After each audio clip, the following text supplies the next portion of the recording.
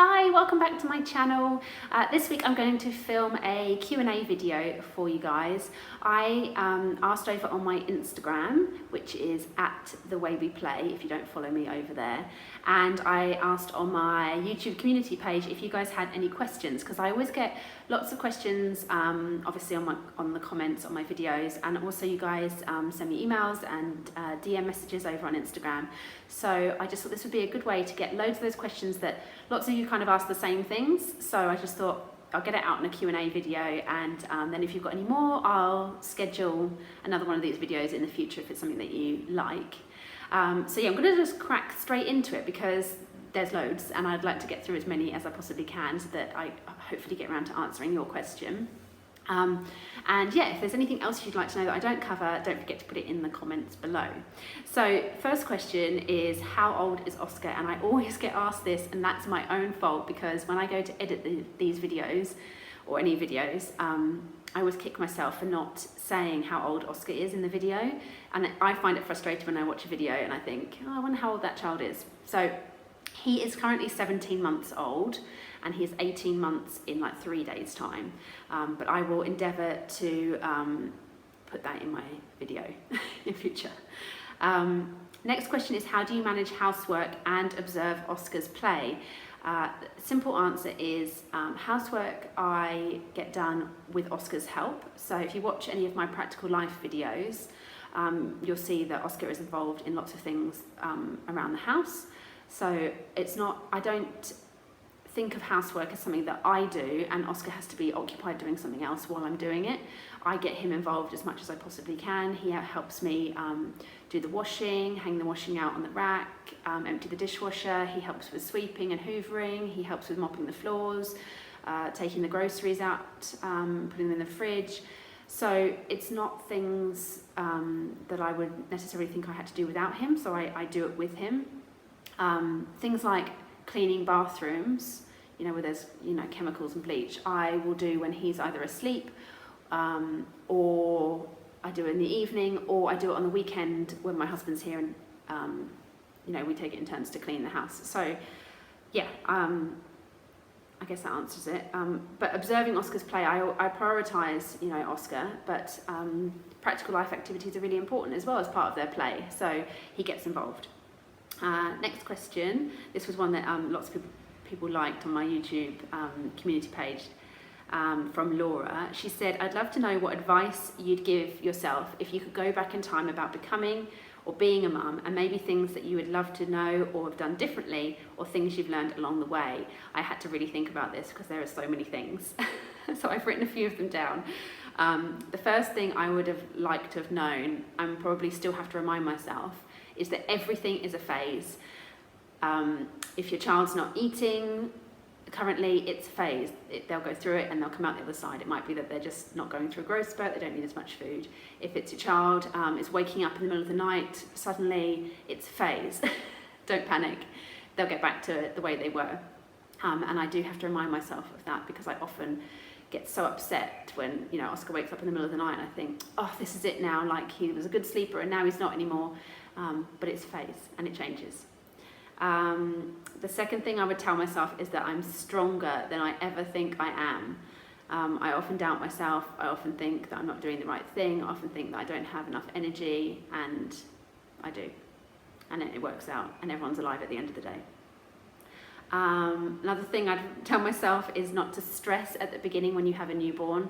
I worried so much about everything being a new mum, and I think just take it easy, enjoy the time, and don't worry about, you know, things that you think should be happening. And the last thing that she said, something that I wish I'd known. I wish I had taken more interest in Montessori sooner. I kind of always had it in my head that it was something that I wanted to do later, and didn't really think about doing it from birth. And it's huge, you know, definitely you can do Montessori from birth, and if we're lucky enough to have any more children in the future, I will definitely do Montessori from birth, which I didn't do with Oscar. He was probably about 10 months old before I really got into it. Next question, how many activities do you do with Oscar in a day? Thanks. I've actually done a daily routine video, so that might have answered your question. I'll link that above now. When I think about activities, I don't think about activities that I do with Oscar. I don't number them. Every day I have one activity that's kind of up my sleeve that I can think, right, if we get to a stage where, you know, he's really bored, or I need to like just pull something out the bag, I have one activity in mind. So it might be drawing with crayons, it might be playing out in the sand, it might be Play-Doh, it might be cooking something. Sometimes we use the activity that's in my head, or sometimes, you know, he's happy to be playing independently, or we'll have a play day, or we'll go to the park and we won't need it. So I hope that answers your question, that it's not necessarily how many, I don't plan lots of activities, it's more lots of independent play, lots of practical life, and one thing in my head that I might use that day. Next question, I get asked this a lot. Where did you get the chair you keep in the kitchen? It's awesome. Children can participate with your kitchen work safely. So that is probably from my daily routine video you've seen. Oscar has, or maybe on my Instagram, Oscar has what we call a learning tower. So if you're trying to Google it, that's probably why it's not coming up. Yeah, so it's basically like a step stool. I'll put a clip here. A step stool that your child can reach the kitchen surface and help you out and be safe, so they're not going to fall off it. And if you Google IKEA Learning Tower hack, you'll find lots of blog posts and videos about how to make one yourself, which is what we did. But alternatively, there's lots of companies that sell learning towers as well, so you can probably find one. If you're not handy yourself, or you don't know anyone that would make you one, you can probably just buy one. But learning tower is the word you're looking for. Next question. I'm having issues introducing utensils to my 16-month-old. I get asked this a lot. He gets frustrated easily, hence leaving me frustrated. He will pass me back the spoon for me to feed him when the frustration gets too much. What are your tips to encourage an independent eater? This is difficult for me to say because Oscar has been using Cutlery since he was 6 months old, when we started weaning him. He, you know, it was just part of what we did for baby-led weaning. I'm actually going to make a separate video, because I get asked this so much, about introducing Cutlery. So that might answer a lot of these questions. But in brief, I just want to say that when you see Oscar now in videos, like my daily routine video that I uploaded recently, Oscar using his Cutlery, what you're witnessing is him having used Cutlery for 13 months. So don't expect, if you're just introducing Cutlery, that they're going to look like what Oscar is, because he's had over a year of practice. So that's why what you see is, you know, he's quite confident with using his spoon and his fork. We're not quite onto a knife yet, although that's coming. But yeah, so don't compare. If you've just started introducing Cutlery, it's a long process for them to start to feel confident, and you will need to, you know, support them in doing it. But yeah, what you're witnessing from Oscar is over a year practicing using Cutlery. Next question. As a Montessori follower but not a purist, what is your take on floor beds, and have you tried them out with Oscar? And if so, how has your experience been so far? Yes, we definitely want Oscar to have a floor bed. We are moving. If you follow me on Instagram, you'll know that in just about a month's time, we are leaving Dubai and we are moving to Ireland. So we've had to kind of postpone anything that we were going to do for his room, because we didn't want to purchase a bed and then have to ship it. So Oscar is still sleeping in a cot, which is not ideal, and I would have had him in a floor bed a lot sooner. But for convenience and cost and everything else, we've had to postpone it until we move. But yes, he will be in a floor bed, and I totally think that's the best thing for them, because for those of you that don't know what a floor bed is, it's basically pretty much a mattress on the floor. And you can use it pretty much straight away from 6 months when you put your child in their own room. Obviously, Oscar is not 6 months, but it means that they've got that independence. So yes, he will be in a floor bed ASAP. Hope that answers your question. I've seen in your videos Oscar drinking from cups. so like open cups, I guess. How do you handle hydrating on the go, such as in a vehicle or while playing? So yes, Oscar drinks out of an open cup for all his meals and snacks. Maybe not all of his snacks, but most of his snacks he drinks out of an open glass, because that's great practice for him. But he always has access to water, you know, when he's independent playing, and I use the Munchkin 360 cup because it's the closest you can get to drinking normally, because they drink it as if they would from an open cup, but it's just got a lid so it doesn't leak. So that's what I use when we're out and about, and that's what he has access to when he's playing in the house, and yeah, he uses one of those. This question, from Gillian. You've asked this a couple of times, Gillian, and I'm getting around to it. We're thinking of moving to Dubai with 2 young children. Any advice? My advice would be Dubai is a great place for young kids. Having opening the curtains every day and seeing sunshine definitely makes your day brighter, and also that you've got that possibility of you could do anything, and you can plan a lot more than you could if you're in a country where it might rain next week, or you don't know what the weather's going to be. Here, the weather's going to be pretty much every day. It's going to be sunshine. It might just get too hot. So I guess that's one of the downsides.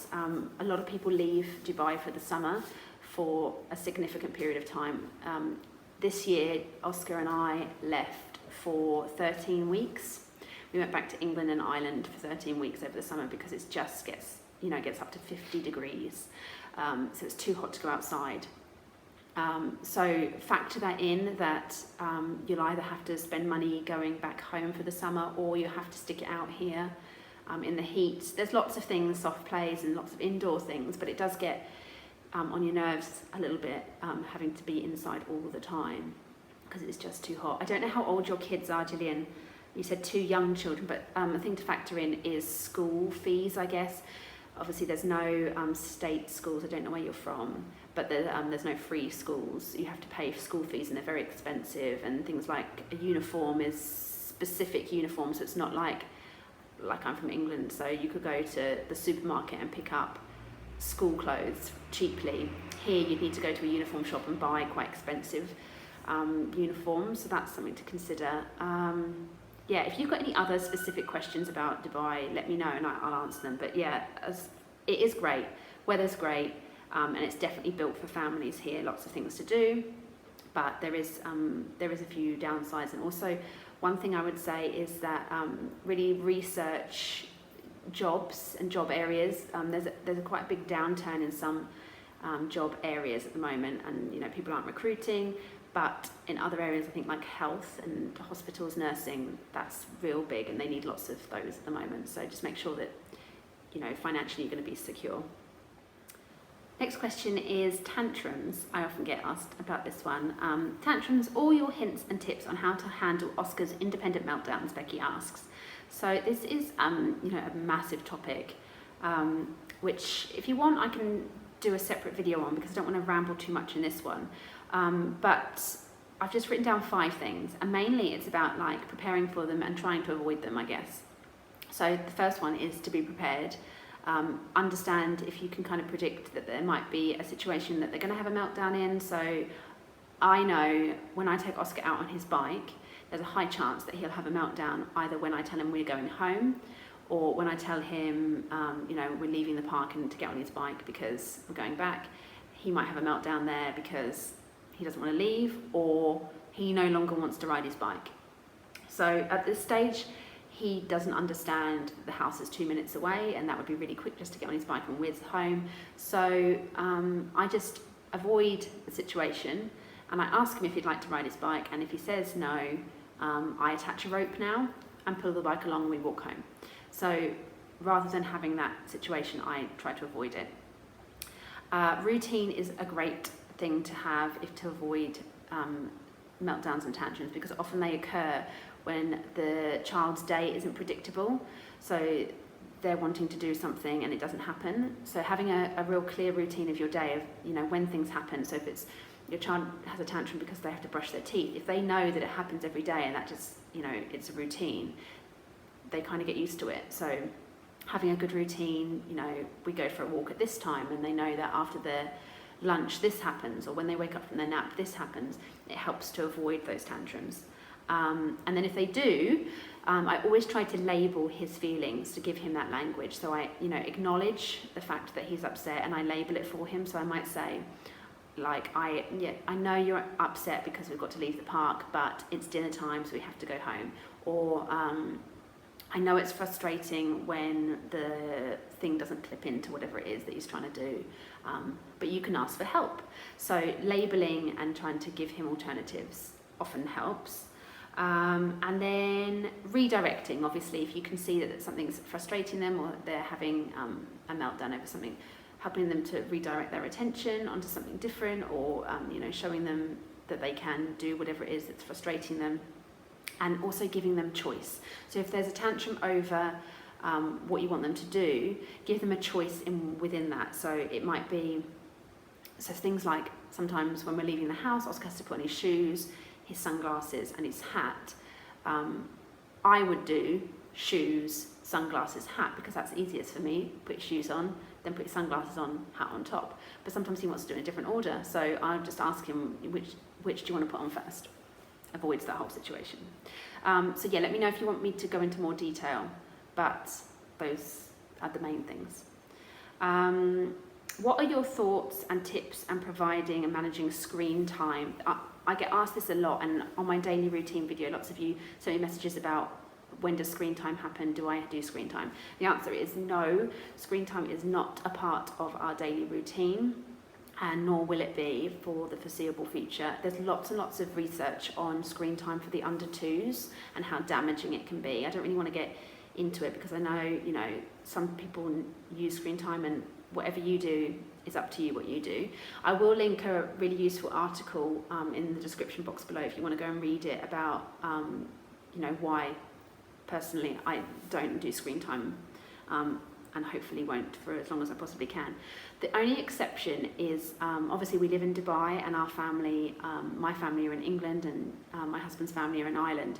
We video chat with them, and if you read the research, video chat isn't actually considered screen time, despite the fact they are sat in front of a screen, because the main reason that screen time should be avoided is because children need face-to-face contact with people in their lives, reading expressions, listening to language, and that's obviously what they're getting from video chat. So that is the exception, that he does, we do sit him in front of an iPad when we're video chatting to family back home, but that is an exception, and yeah, I'll link the article down below, but there's lots of research. Do you plan on homeschooling Oscar? I have thought about this in great detail. I am a primary school teacher by profession, and so you would think, I don't know what you think, but yeah, it does come into my head what we're going to do when Oscar gets to schooling age. At this stage, I haven't made a decision. I'm at the moment thinking more about nursery, and I do want him to go to nursery, but I'm really thinking about which nursery he would go to. If he was to stay in Dubai, he would have actually been going to a Waldorf nursery, but obviously we're leaving, so I will look at nurseries in Ireland and see what fits with us. Zamira, I don't know if this is Zamira that I used to teach or not, but I think it is, so hi. Do you plan on having more children? Yes, we definitely would like more children, and hopefully in the near future if we're lucky enough. So yes, definitely more children is on the cards. What are your best search words for Pinterest inspiration? I love Pinterest. I get lots of ideas from there.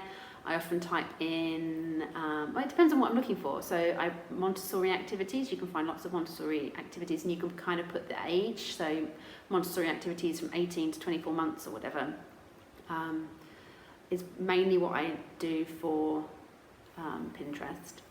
Yeah, or recipes, things like that. What are your favourite books and websites that you use for resources? Instagram is my biggest resource. If you're thinking, oh, maybe you're not I'm thinking of activities. So I use Instagram. If you follow me on Instagram at The Way We Play and look at who I'm following, that might give you some inspiration. So I follow other accounts that provide toddler activities and things like that. And that's how, you know, we all share ideas, and that's how we get new ideas. So that's the big one. And if you're thinking of like books to learn about Montessori and things like that, I'll link some really useful books in the description box. A few more questions, I'll do 3 more. Rotating toys. I just can't figure out which toys to rotate and when. Yeah, that's hard, and obviously depending on how many toys you actually own, rotating toys is difficult, but you will notice if you really stripped back the toys and just put out a few, your child becomes much more engaged. I have learnt this because Oscar's toys are currently being shipped to Ireland, so we've just kept back a bare minimum that's going to fit in a suitcase, and that's what he's going to have for the next 10 weeks potentially, the time it takes to get it from Dubai to Ireland. And he is much more engaged in those very few toys. He was engaged anyway, but even stripping it back even further, he's much more engaged. So what I would suggest is making sure that you have lots of open-ended toys, so they could be used in lots of different ways, and making sure that you've got that variety, so having a couple of balls, a couple of scarves, a couple of blocks in each rotation to make sure that that's going to be covered, and that, you know, if you watch my schemas video, if your child's in a specific schema, they're going to have those resources available to them no matter whether things are on rotation or not. So there might be different scarves, different balls in rotation, but they still have those resources. I hope that answers your question. Lots of people have asked me to do toy organisation videos, which I would do, but like I say, I don't have my toys at the moment, so maybe once I get to Ireland and get established, I will do a video if that's something that you're interested in. My son plays with one thing for a few minutes or seconds, and then he's on to the next. Any tips or advice? That is really, really normal, especially at this age. I don't know how old your child is, but yeah, Oscar is 17 months, and that is really, really normal. You'll notice that if you get it right and you notice what schema they're in or what they're particularly interested in, you follow their interests, and you've got things out that follow that interest or schema, they'll become more interested and more focused on the activity because it's feeding their schema. So yeah, watch my schemas videos. That might help you to have out what is most useful for your child at that time. And then one more question. Hello, I was wondering if you could give us some tips on how to get your child to play independently. I get asked this a lot because I guess you see Oscar playing independently in my videos. Again, that is a process. Don't think that you can, if you're just starting and you're thinking, you know, your child's quite young still and they need you a lot more, then that's normal. But having things out that encourage creativity, so those open-ended toys, loose parts, and you know, you can play with your child and show them how these things work or things that they can do with them, and then you'll notice that later on they go and do it independently. So I might get some scarves out and make Oscar a fort with some chairs, and then I will notice a couple of days later he'll go and get scarves and chairs and do the same thing. So it's just modelling that independent play. I think that's the best advice I can give you. So I'm sorry I didn't get through all of those questions, but I don't want this video to go on too long. Don't forget to put down in the comments any other questions you've got, and I will schedule another video if that's something that you'd like. And I will see you again soon. Bye.